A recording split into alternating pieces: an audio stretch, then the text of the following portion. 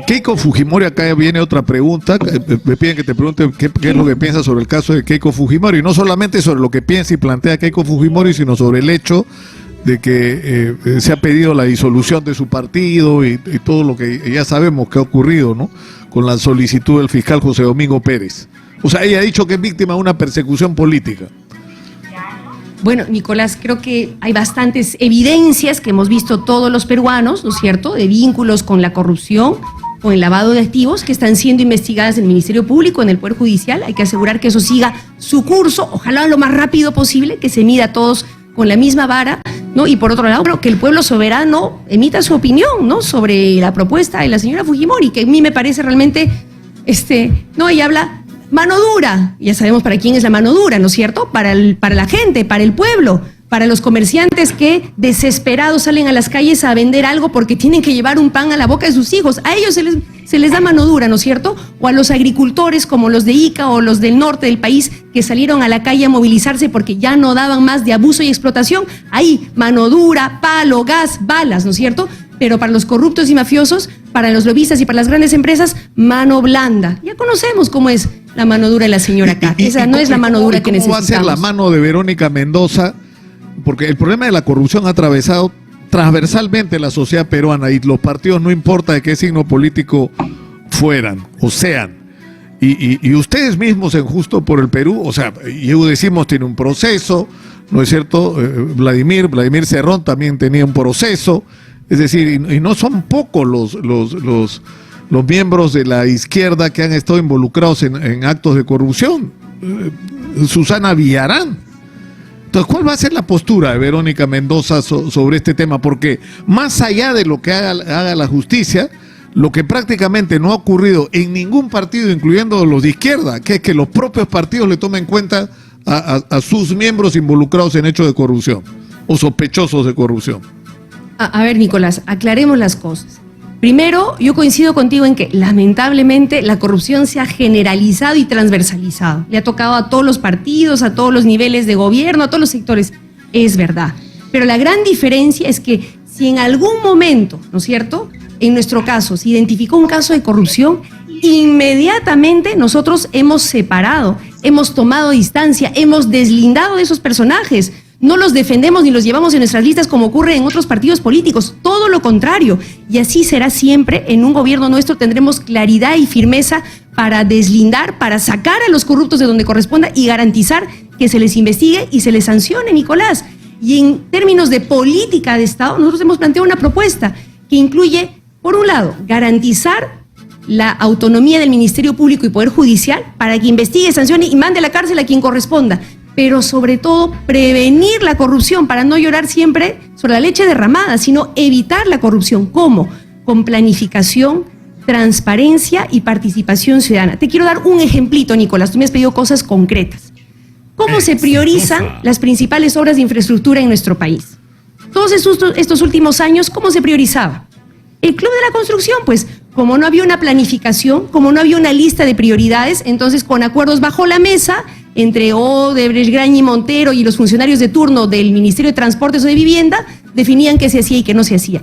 Si tú planificas y tú dices, estas son las obras prioritarias porque son las que necesita el pueblo, ya le estás poniendo un primer freno a la corrupción. Segundo lugar, gobierno abierto y transparente. Como vamos a tener internet masificado, ¿no es cierto?, con un gobierno de Juntos por el Perú, vamos a exigir que todas las instituciones del Estado cuelguen en internet sus licitaciones, contrataciones, presupuestos, todo, absolutamente todo, para que la prensa independiente, los ciudadanos, todos podamos chequear, fiscalizar cómo se está gastando nuestra plata.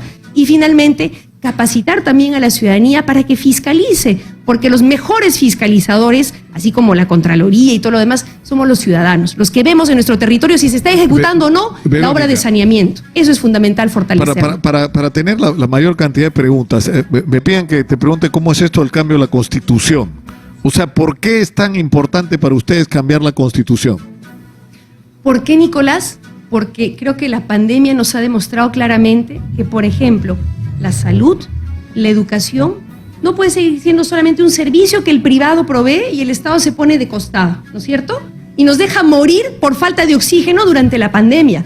La salud, la educación tienen que quedar consagradas como derechos que el Estado garantiza y hace todo lo que esté en sus manos para que nadie se quede sin salud y educación de calidad, pero también para incluir nuevos derechos, porque las constituciones también tienen que adaptarse a los nuevos tiempos. Por eso nosotros planteamos que una nueva constitución tenga acceso a Internet como derecho fundamental, pero también para recuperar la soberanía sobre nuestros recursos, para que ese gas del que hemos hablado hace un momento no termine en México o en Japón, sino se quede aquí en el Perú para las familias del Perú.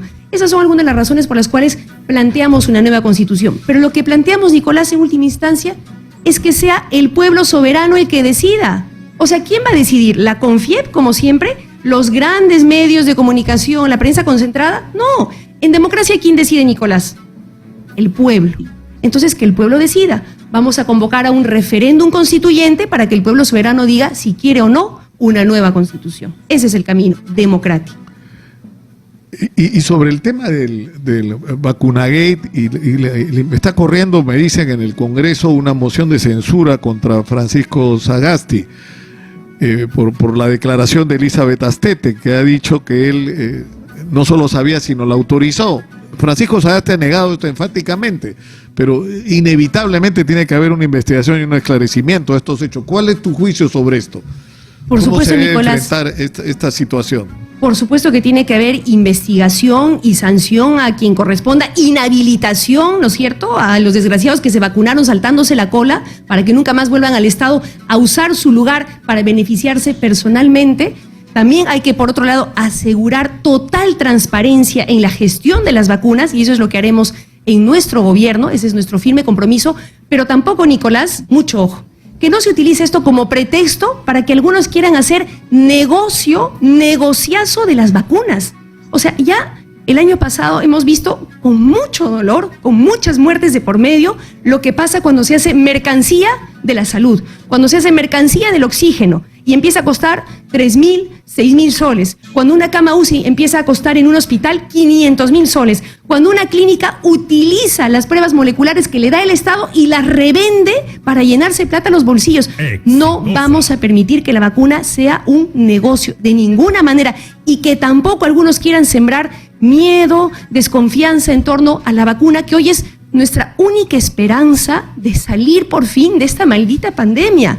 ¿Cómo es posible que algunos quieran meter miedo para saltarse las elecciones y hacerse del poder?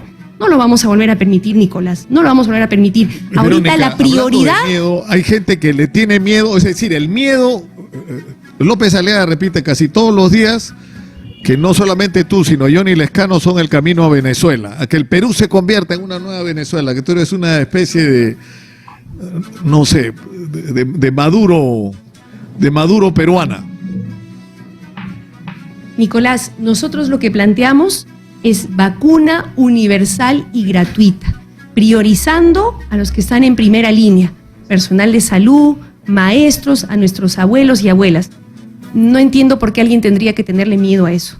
Nosotros lo que planteamos... No, me refiero a Venezuela no en relación a las vacunas, en relación a la política y al destino del país. Pero es que si gana las elecciones Verónica Mendoza, vamos a terminar como en Venezuela.